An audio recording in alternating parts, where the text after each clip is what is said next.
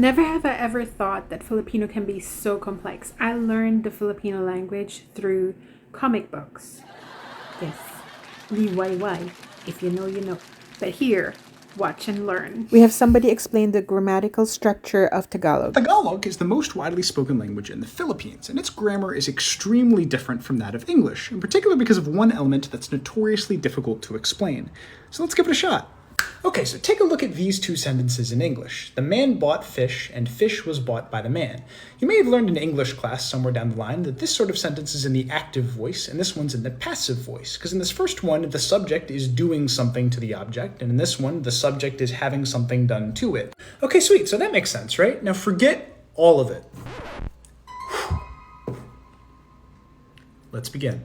Okay, so let's compare that to these two sentences in Tagalog. This first one roughly translates to, the man bought fish at the store, whereas this one says, the man bought the fish at the store. So what's the difference? Okay, so let's just look at this first sentence really quick. Bumili ang lalaki ng isda sa tindahan. First of all, the verb is at the beginning of the sentence. That's how it typically goes in Tagalog.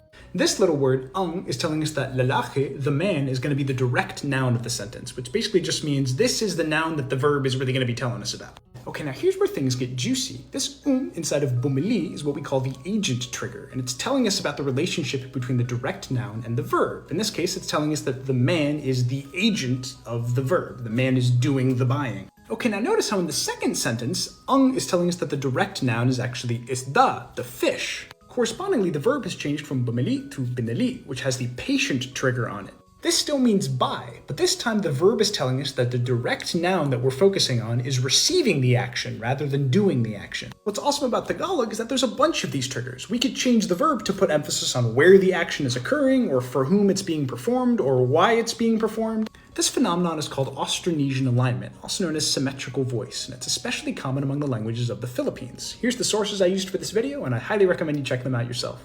Paalam!